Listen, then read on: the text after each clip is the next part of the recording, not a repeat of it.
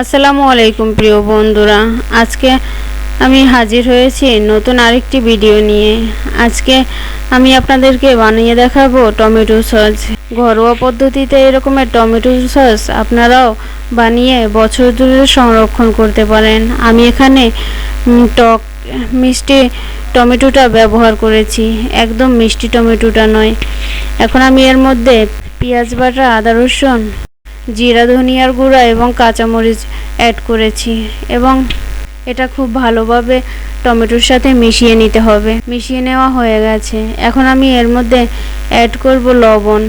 লবণটা আপনারা চাইলে পরেও দিতে পারেন। আমার মনে হয় টমেটোটার ভিতরে এই মুহূর্তে লবণ দিয়ে সিদ্ধ করলে টমেটোটা খুব ভালোভাবে সিদ্ধ হবে, সেজন্য আমি লবণ দিয়ে দিয়েছি। এখন আমি ঢাকনা দিয়ে চুলাটা জ্বালিয়ে দিব হাই হিটে। কিছুক্ষণ পর ঢাকনা খুলে তারপর নেড়ে চেড়ে দিচ্ছি। দেখেছেন টমেটোটা থেকে কতটা পানি বেরিয়ে এসেছে।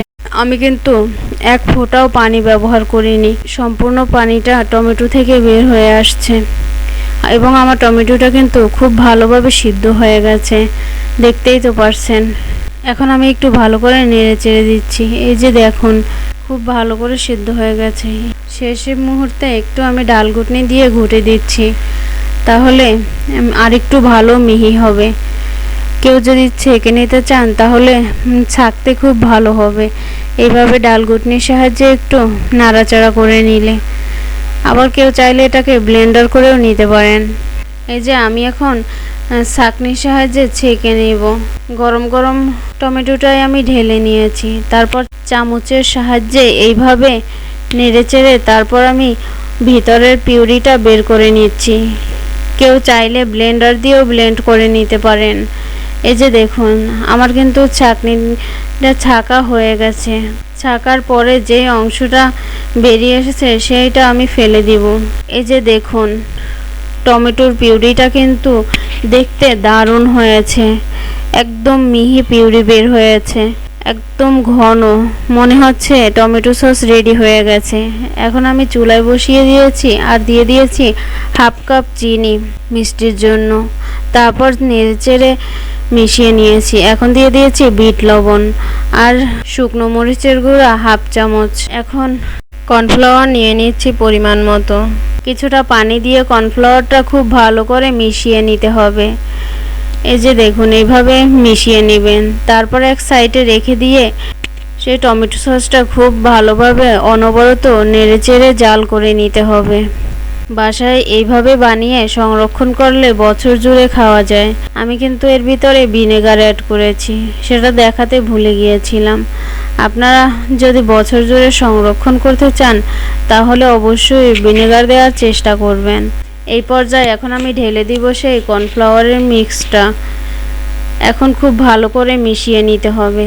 অনবরত নেড়েচেড়ে মিশিয়ে নিতে হবে যেন দলা পেকে না যায়। জালটা মিডিয়াম টু লো রাখতে হবে, একদম হাই হিটে করে রাখা যাবে না, তাহলে নিচে পোড়া লেগে যাবে।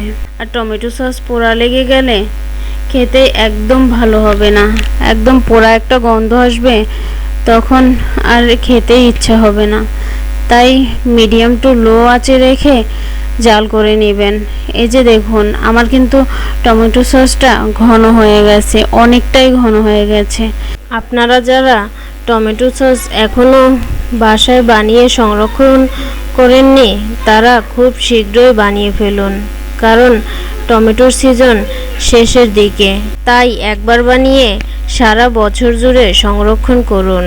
বাসায় এরকমের টমেটো সস বানিয়ে খেতে ভীষণ মজার। আমি এখন টমেটো সসটা উঠিয়ে একটা বাটিতে ঢেলে নিচ্ছি। দেখুন এতটা সুন্দর হয়েছে দেখতে, কালারটাও দারুণ হয়েছে, দেখেই জিভে জল চলে আসছে। বাচ্চাদের জন্য এরকমের স্বাস্থ্যসম্মত টমেটো সস বাসায় বানিয়ে নেবেন।